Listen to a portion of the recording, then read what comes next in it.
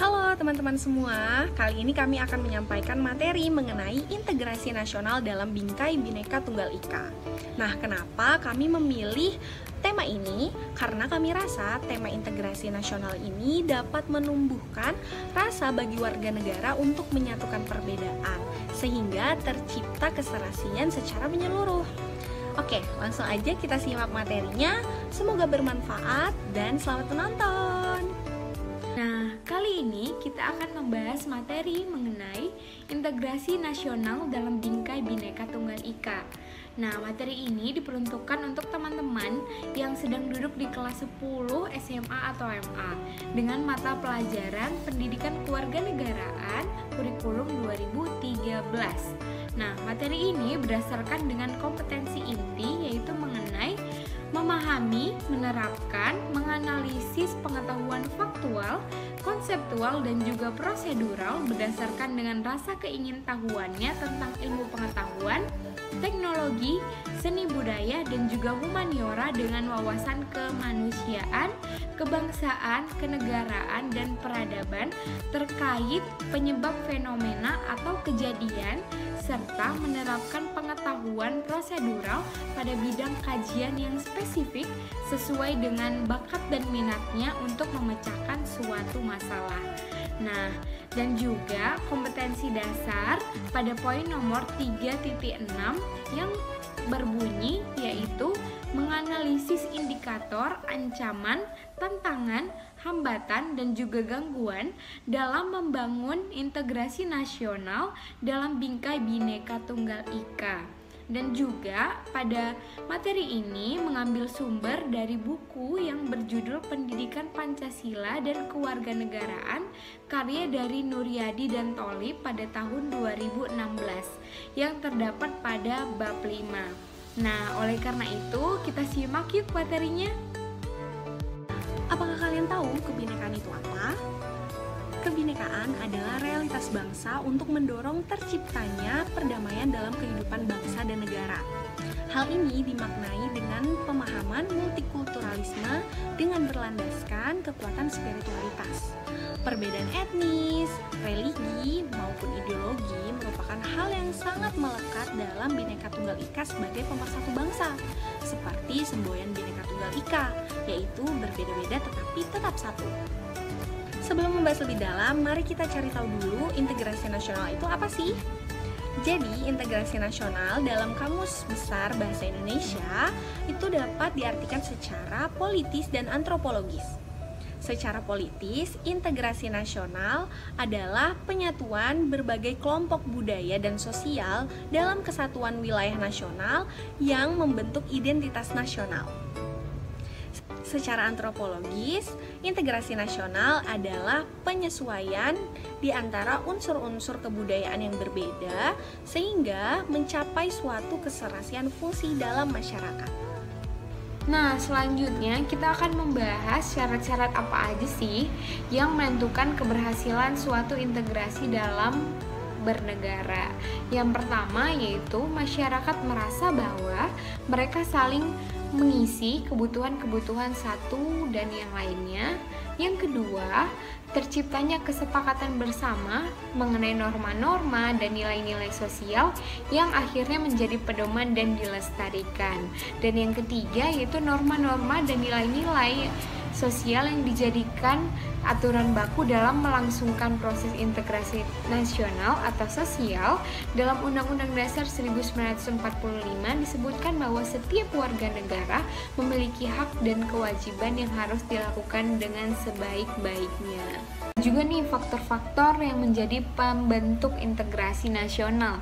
Yang pertama yaitu adanya rasa senasib dan seperjuangan yang diakibatkan oleh faktor-faktor sejarah. Yang kedua yaitu penggunaan bahasa Indonesia. Yang ketiga yaitu adanya semangat persatuan dan kesatuan antar bangsa, bahasa, dan tanah air Indonesia. Yang keempat yaitu adanya jiwa dan semangat nasionalisme untuk gotong royong, solidaritas, dan toleransi keagamaan yang sangat kuat. Dan yang terakhir yaitu adanya rasa cinta tanah air dan mencintai produk-produk dalam negeri. Kali ini saya akan membahas mengenai tantangan yang akan dihadapi saat kita menjaga integrasi nasional. Peta keamanan global menempatkan terorisme menjadi ancaman global. Penggunaan kekuatan militer oleh negara ke wilayah negara lain mengancam kedaulatan dan kehormatan suatu negara yang berdaulat. Masalah perbatasan juga menjadi faktor yang utama pemicu konflik antar negara di kawasan Asia Pasifik, termasuk di Asia Tenggara. Dari itu, dari berbagai tantangan-tantangan tersebut, maka visi terwujudnya pertahanan negara yang tangguh dengan misi menjaga kedaulatan dan keutuhan wilayah NKRI, serta keselamatan bangsa harus terwujud. Berbagai tantangan terhadap keutuhan negara Kesatuan Republik Indonesia antara lain tantangan yang berasal dari internal negara Indonesia. Yang pertama, keanekaragaman budaya Indonesia dan etnis yang ada di Indonesia. Yang kedua, berbagai aliran kepercayaan dan agama yang ada di negara ini. Yang ketiga, Indonesia yang terdiri dari ribuan pulau yang dipisahkan oleh selat dan laut.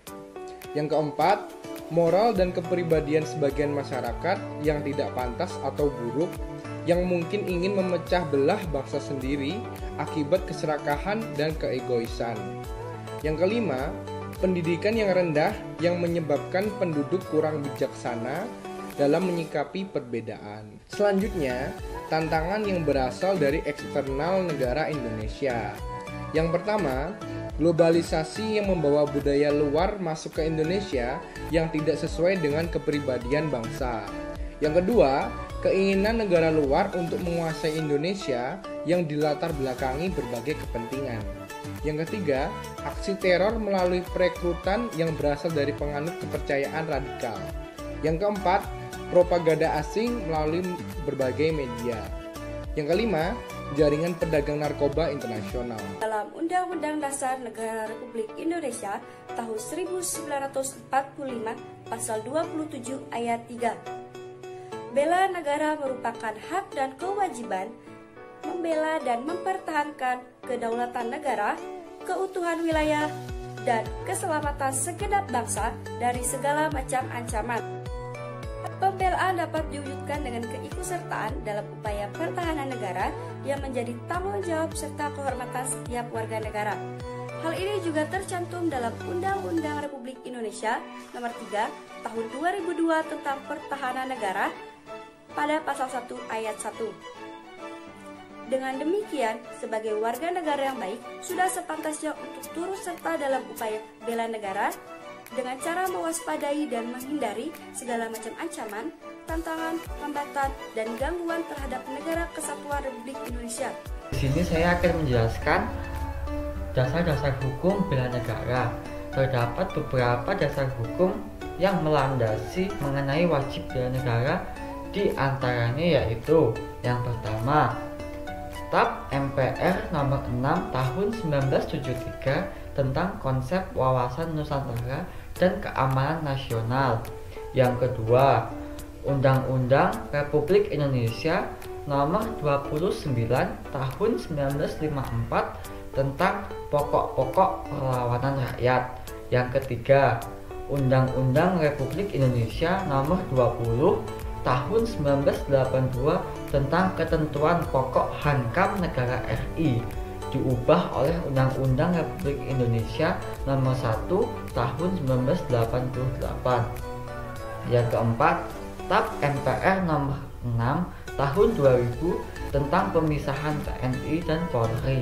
Yang kelima, Staf MPR nomor 7 tahun 2000 tentang peranan TNI dan Polri. Yang keenam, Amandemen Undang-Undang Dasar Negara Republik Indonesia tahun 1945 pasal 30 ayat 1 dan 2. Yang terakhir, Undang-Undang Republik Indonesia nomor 3 tahun 2002 tentang pertahanan negara ayat 1 dan 2. Adapun untuk selanjutnya yaitu adalah kesediaan warga negara untuk bela negara. Seluruh warga negara berkewajiban untuk melakukan segala usaha untuk membela negara, mempertahankan kedaulatan negara, serta menjaga keutuhan wilayah negara. Hal tersebut dapat dilakukan dalam berbagai bidang dan dalam berbagai profesi yang ada.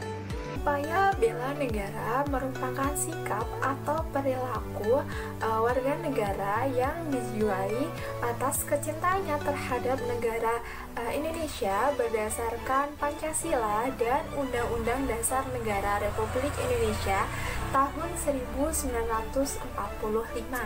Sehingga bela negara saat ini sudah tidak hanya menjadi kewajiban, namun sudah menjadi suatu kehormatan bagi seluruh warga negara Indonesia untuk saling ikut serta dengan penuh tanggung jawab dan penuh dengan kesadaran dan rela berkorban. Untuk contohnya sendiri dalam kehidupan sehari-hari, kita dapat menggunakan bahasa Indonesia sebagai bahasa pemersatu bangsa. Dan yang kedua bisa dengan melakukan gotong royong seperti melakukan bersih-bersih desa, melakukan pemasangan bendera, dan masih banyak contoh lainnya. Dan yang ketiga ada mencintai produk dalam negeri. Mencintai produk dalam negeri dapat dilakukan dengan membeli produk-produk UMKM ataupun menggunakan batik yang merupakan salah satu warisan budaya Indonesia.